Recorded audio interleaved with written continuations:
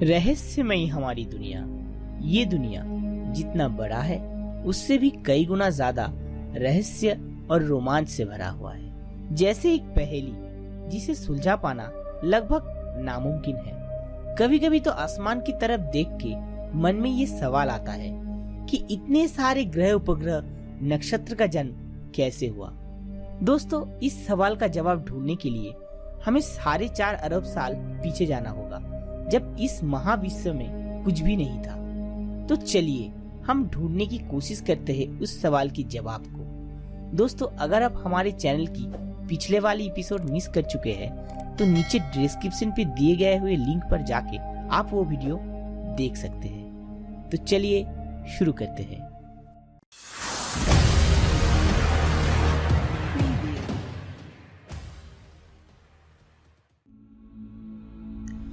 आज से अरबों साल पहले हमारे अंतरिक्ष में एक बड़ा सा घूमता हुआ गैस का बादल छाया हुआ था और एक दिन अचानक वहां एक बहुत बड़ा विस्फोट हुआ और उसी से जन्म हुआ हमारे सूरज की।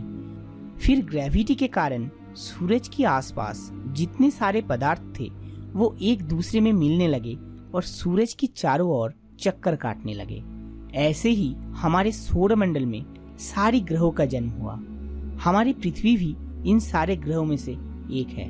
सृष्टि के पहले चरण में हमारी पृथ्वी एक जलता हुआ अग्निपिंड जैसा ही था और शुरुआती दिनों में लगातार एस्ट्रॉयड की टक्कर की वजह से ज्यादातर समय हमारी पृथ्वी अशांत रहता था, मानो जैसे एक आग उगलने वाली ड्रैगन जैसा।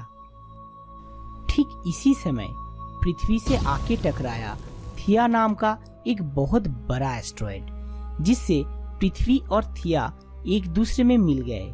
पर इस टक्कर की वजह से पृथ्वी के कुछ हिस्से अलग होकर अंतरिक्ष में फैल गया, जिसके दौरान जन्म हुआ आज की चंद्रमा का। ये मैं नहीं बल्कि एस्ट्रोनॉमिकल गवेषक एडवर्ड यंग का कहना है कि हम लोग बेहद आश्चर्य है ये देखकर कि अपोलो मिशन द्वारा पृथ्वी में लाया गया मून रॉक्स और पृथ्वी में अरिजोना से मिलने वाली आग्नेय चट्टानों में ऑक्सीजन आइसोटोप बिल्कुल एक ही तरह के हैं और यही सबूत है कि चंद्रमा पृथ्वी का ही हिस्सा है।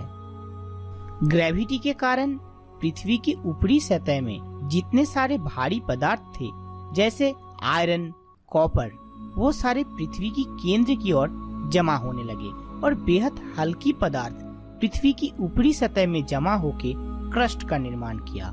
इसी समय पृथ्वी के ऊपर करोड़ों ज्वालामुखियों का राज था। इनमें से लगातार निकलने वाली मैग्मा पृथ्वी को एक नया रूप प्रदान किया। इन ज्वालामुखियों से निकलने वाली गैस हमारे वायुमंडल का भी रचना किया। लेकिन दोस्तों, तब के वायुमंडल में ऑक्सीजन और नाइट्रोजन जैसी जीवनदायी गैसों का मौजूदगी नहीं थी। उसके बदले मीथेन, कार्बन डाइऑक्साइड और क्लोरोफ्लोरोकार्बन जैसे बहुत ही खतरनाक गैस अधिक मात्रा में मौजूद थे। इसीलिए तब के वायुमंडल में कार्बन की मात्रा इतना ज्यादा था कि सूरज की किरणें भी उसे भेद के पृथ्वी की सतह तक नहीं पहुंच सकता था। इसी के फलस्वरूप पृथ्वी की सतह ठंडी पड़ने लगी और हमारी पृथ्वी घोर अंधकार में समा गया। आज से 4 अरब साल पहले हमारे वायुमंडल में हुए परिवर्तन के कारण पृथ्वी में लाखों सालों तक मूसलाधार बारिश होने लगा, जिसके कारण महासागरों का जन्म हुआ और हमारी पृथ्वी पूरा जलमग्न हो गया। इसी वजह से हमारी ग्रह में 1/3 भाग पानी और 1 भाग स्थल है। हमारी धरती में महासागरों को ही जीवन की उत्स स्थल माना जाता है। दोस्तों, अगर आप पृथ्वी में जीवन की उत्पत्ति के बारे में और जानना चाहते हैं तो नीचे डिस्क्रिप्शन पे दिए गए हुए लिंक पर जाके ओरिजिन ऑफ लाइफ एपिसोड को देख सकते हैं। चलिए दोस्तों, अब जानते हैं हमारी धरती के टेक्टोनिक प्लेटों के बारे में। जब पूरा पृथ्वी की 1/3 भाग पानी में समाया हुआ था तब एक ही सुपर कॉन्टिनेंट का अस्तित्व था जिसे पैंजिया के नाम से जाना जाता था और उस सुपर कॉन्टिनेंट के चारों ओर एक ही महासागर हुआ करता था जिसको पैंथेलासा नाम से चिन्हित किया जाता था। आज की सारी टेक्टोनिक प्लेट्स इसी सुपर टेक्टोनिक प्लेट से विखंडित होके बना है। इस थ्योरी का जनक अल्फ्रेडो वेगनर का ये भी मानना था कि उसी समय रेंगने वाली प्राणियों का भी विकास हुआ था। इस थ्योरी के अनुसार सर्वप्रथम प्लेटों की सरकने के कारण पैंजिया के दो टुकड़े हुए, फिर उत्तरी हिस्से को लॉरेंसिया और दक्षिणी हिस्से को गोंडवाना लैंड कहा जाता था, और इसी के बीच में जो सागर का निर्माण हुआ उसे विशेषज्ञों ने टेथिस सागर का नाम दिया।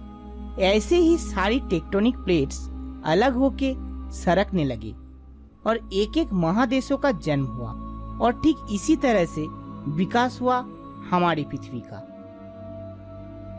तो दोस्तों, कैसा था आज का हमारा ये एपिसोड? नीचे कमेंट करके जरूर बताइएगा, और हाँ, वीडियो अच्छी लगी हो तो एक लाइक और शेयर जरूर करें। मिलते हैं अगले एपिसोड में, तब तक के लिए नमस्कार।